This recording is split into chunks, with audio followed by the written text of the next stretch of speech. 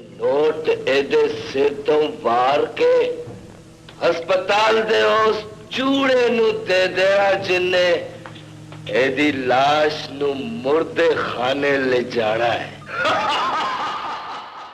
1979 को Pakistani Punjabi film industry की history में एक ऐसी फिल्म रिलीज हुई जिसने पंजाबी फिल्म इंडस्ट्री को बरसगीर पाको हिंद में नुमाया और मुनफरद पहचान से नवाजा, जिसने पाकिस्तानी फिल्म इंडस्ट्री की हिस्ट्री में रिकॉर्ड कामयाबी समेटी। इस फिल्म में काम करने वाला हर किरदार, या यूं कह ले कि इस फिल्म से वाबस्ता तमाम लोगों ने शोहरत, दौलत और अरूज देखा। हदायतकार यूनुस मलिक के डायरेक्शन में रिलीज होने वाली इस फिल्म की वजह से खुद यूनुस मलिक भी मुल्क के टॉप फिल्म डायरेक्टर बन गए। पंजाबी फिल्म इंडस्ट्री में ट्रेंड मेकर की हैसियत रखने वाली फिल्म मौला जट ने ऐसी कामयाबी समेटी जिसकी माजी में मिसाल नहीं मिलती। कई साल ये फिल्म सिनेमा घरों की जीनत बनी रही। ये फिल्म जुल्म और जबर के खिलाफ आवाज बुलंद करती थी, गरीब को उसके हक को छीनने का दस्त देती थी। इसी वजह से हुकूमत पाकिस्तान को इस फिल्म को बैन भी करना पड़ा, लेकिन फिर भी इसकी मकबूलियत में कोई कमी ना आ सकी। मौला जट की मकबूलियत का अंदाजा इस बात से लगा लें कि इस फिल्म को दोबारा भी बनाया जा चुका है, जो बहुत जल्द सिनेमा घरों की जीनत बनेगी। आज इस वीडियो में हम फिल्म मौला जट की कास्ट के मुतालिक बात करेंगे। इसमें काम करने वाले कितने फनकार जिंदा हैं और कितने वफात पा चुके हैं। जो फनकार जिंदा हैं वो कहां हैं और क्या करते हैं, और जो इस दुनिया से जा चुके हैं उनकी मौत कैसे हुई। इस फिल्म का पहला किरदार मौला जट जिसे लेजेंड फनकार सुल्तान राही साहब ने अदा किया। इस किरदार की बदौलत ही इस फिल्म ने बामे अरूज देखा और यही फिल्म का नाम रखा गया। सुल्तान राही की वहशत और जुल्म बर्बरियत के खिलाफ आवाज, मजलूमों का साथ देने वाले इस किरदार इस फिल्म को हमेशा के लिए अमर कर दिया। सुल्तान राही जो इस फिल्म के बरखिलाफ हकीकी जिंदगी में बिल्कुल मुख्तलिफ इंसान थे। पंजाबी फिल्म इंडस्ट्री को बामे अरूज तक पहुंचाने में सुल्तान राही ने कलीदी किरदार अदा किया। सुल्तान राही जिसका ताल्लुक रावलपिंडी से था, जिसने बहुत लंबा अर्सा जद्दोजहद करके इंडस्ट्री में अपना नाम और पहचान बनाई, सैकड़ों फिल्मों में काम किया। उस दौर में मैडम नूर जहां की आवाज और सुल्तान राही की हीरोशिप लाजमो मलजूम हुआ करती थी। इनके बगैर कोई भी फिल्म कामयाब हो जाए ऐसा नामुमकिन होता था। लेकिन अफसोस सुल्तान राही की अचानक मौत ने पंजाबी फिल्म इंडस्ट्री को यतीम कर दिया।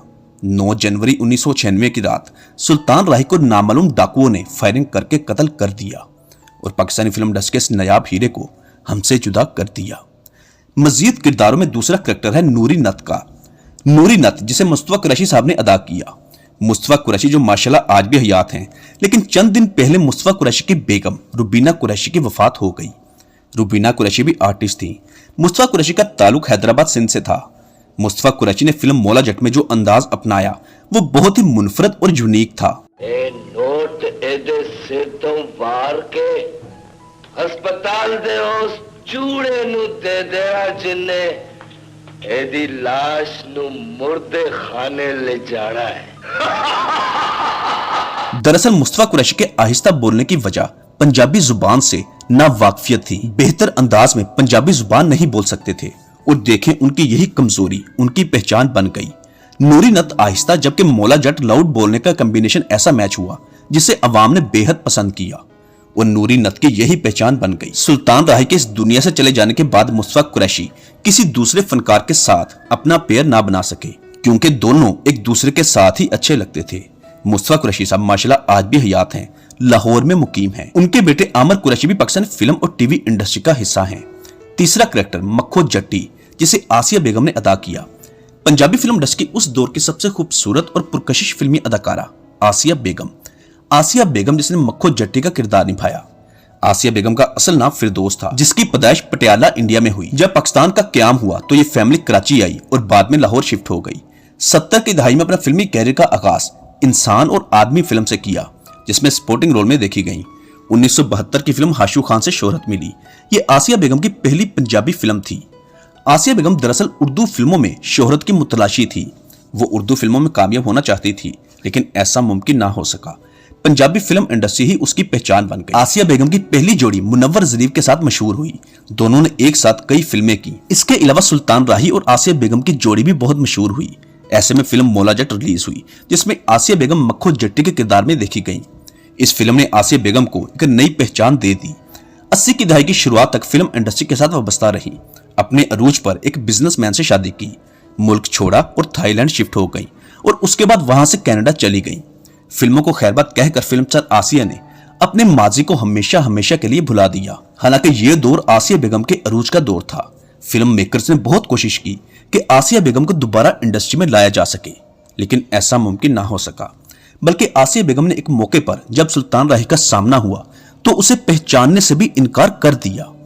आसिया बेगम फिल्म इंडस्ट्री में बेपनाह कामयाब तो थी, लेकिन जाती जिंदगी में बहुत तकलीफें और अजियत का शिकार रही।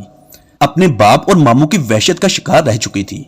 आसिया बेगम की इंडस्ट्री में कामयाबी की वजह से उसके घर वालों ने खूब ऐशो इशरत की। आसिया का एक मामू था जिसका नाम था हाजी अकरम, जबकि उसके बाप जिसे शाहजी कहकर पुकारा जाता था। ये दोनों बदजात, जवारी और नशई थे। फिल्मों में कैमरे के सामने खुश दिखाई देने वाली आसिया बेगम, जो हर रात अपने ही घर में जलीलो रुस्वा होती थी, वो दोनों नशा और जुए के आदी थे। आसिया बेगम दिन रात मेहनत करके जो पैसा कमाती, ये दोनों लोग नशा कर लेते और उन पैसों का जुआ खेलते। फिल्मों को खैरबाद कहने के बाद आसिया बेगम ने फिल्म इंडस्ट्री समेत उससे वाबस्ता तमाम अफराद से मुकम्मल राब्ता खत्म कर दिया, और यही वजह है कि किसी को भी आसिया बेगम के मुत्तलिक मालूम ना हो सका। 9 मार्च 2013 को आसिया बेगम खामोशी से कनाडा में वफात पा गई। पाकिस्तान में आसिया बेगम की मौत की खबर 2 सालों बाद 2015 को पहुंची। नंबर 4, कफायत हुसैन भट्टी उर्फ कैफी। कफायत हुसैन भट्टी जो अनायत हुसैन भट्टी के छोटे भाई थे, जो असद कैफी के वालिद हैं और फिल्मसाज चकोरी के साबका शोहर। कफायत हुसैन भट्टी भी इस दुनिया से रुखसत हो चुके हैं। कैफी साहब ने इस फिल्म में मोदा गाड़ी का किरदार निभाया। कैफी साहब 13 मार्च 2009 को इस दुनिया से रुखसत हो चुके हैं। नंबर 5, फिल्मसाज चकोरी, जिसने इस फिल्म में दारू नतनी का किरदार निभाया। फिल्मसाज चकोरी ने इस फिल्म में बहुत ही कमाल की अदाकारी की। फिल्म मौला जट की स्क्रीन पर सबसे ज्यादा नजर आने वाली दारू नतनी ने बहुत उम्दा किरदार निभाया। इस फिल्म की निस्बत चकोरी को फिल्म इंडस्ट्री में बेपनाह शोहरत और अरूज मिला। कैफी और चकोरी बेगम ने दोनों इस फिल्म की कामयाबी के बाद शादी कर ली, लेकिन ये शादी कामयाब ना हो सकी। दोनों के दरमियान अलहदगी हो गई। कैफी की मौत के 1 साल बाद फिल्मस्टार चकोरी भी इस दुनिया से चली गई। 2 नवंबर 2010 को चकोरी बेगम की डेथ हो गई। नंबर 6, माखा नत। इस किरदार को मुजफ्फर अदीब साहब ने अदा किया। माखा नत जो नूरी नत का छोटा भाई होता है। इस फिल्म की शुरुआत में ही माखा नत को दिखाया गया, जो बदमाश होता है। नूरी नत का भाई था, जिसके जुल्म के शिकार बहुत सारे गांव के लोग होते हैं। मुजफ्फर अदीब का ताल्लुक मुंबई इंडिया से था, जो 1934 को वहां पैदा हुआ। मुजफ्फर अदीब उस दौर के आला तालीम याफ्ता फनकार थे, जो राज कपूर और पृथ्वी राज कपूर के साथ पृथ्वी थिएटर के साथ मुंसलक थे, और बाद में इंडियन नेशनल थिएटर में बतौर असिस्टेंट डायरेक्टर भी काम करते रहे हैं। पाकिस्तान बनने के 15 सालों बाद 1962 में पाकिस्तान मुंतकिल हुए और यहां आकर पाकिस्तानी फिल्म इंडस्ट्री के साथ वाबस्ता हो गए। पाकिस्तानी फिल्मों में विलन के किरदार में देखे गए। फिल्म मौला जट ने मुजफ्फर अदीब की मकबूलियत में मजीद इजाफा कर दिया। मुजफ्फर अदीब साहब की आखिरी फिल्म मजाजन थी। मुजफ्फर अदीब साहब को मुनफरद एजाज ये भी हासिल है कि उन्होंने बरसगीर के सबसे पहले कामयाब हीरो दिलीप कुमार से लेकर पाकिस्तानी शहंशाह तक तमाम कामयाब फिल्मी हीरोज के साथ काम किया। 26 मार्च 2006 को मौला जट के माखा नत हमेशा की अब्दी नींद सो गए। नंबर 7, तेजी, जिसे फिल्मस्टार आलिया बेगम ने निभाया। आलिया बेगम ने इस फिल्म की सबसे पहली अदाकारा थी, जो इस फिल्म की शुरुआत में देखी गई। मौला जट फिल्म के पहले 30 मिनट आलिया बेगम और माखा नत दिखाई दिए, और फिल्म की शुरुआत में ही आलिया बेगम की मौत हो जाती है। लेकिन हकीकी जिंदगी में आलिया बेगम आज भी हयात हैं, चिकवाल में रहाइश पजीर हैं, फिल्मों को मुकम्मल खैरबाद कह चुकी हैं, अहले तशीम मसलक से ताल्लुक है, महरमुल हराम में अहले बैत की शान में महफिलें सजाती हैं और मातम भी करती हैं। नंबर 8, आकू नत, जिसे असद बुखारी ने अदा किया। असद बुखारी भी इस दुनिया से जा चुके हैं। असद बुखारी साहब 4 अप्रैल 2020 को इस दुनिया से रुखसत हुए। असद बुखारी का ताल्लुक एक सूफी घराने से था। पीरी मुरीदी का बकायदा सिलसिला था। यह गुजरांवाला के गांव गखर मंडी का मशहूर सैयद घराना था। 2002 में फिल्मों को खैरबाद कहकर अपने आबाई इलाके में अपने खानदानी सिलसिले के साथ मुंसलक हो गए थे। नंबर 9, इस फिल्म का एक बहुत ही मशहूर किरदार तानी बेगम। तानी का किरदार सीमा बेगम ने निभाया। सीमा बेगम ने फिल्म मौला जट समेत कई दीगर पंजाबी फिल्मों में काम किया। बतौर करैक्टर एक्ट्रेस कामयाब रही, लेकिन सीमा बेगम का आखिरी वक्त बहुत ही अजियतनाक गुजरा। कसम पुरसी की हालत में जिंदगी गुजारने पर मजबूर रही। लाहौर में किराए के कमरा नुमा घर में रहती रही। कोई भी औलाद नहीं थी। शादी की थी लेकिन कामयाब ना हो सकी। इसी हालत में 21 अप्रैल 2019 को लाहौर में इंतकाल कर गई। नंबर 10, मालिक हाकू का किरदार निभाने वाले अलियास कश्मीरी।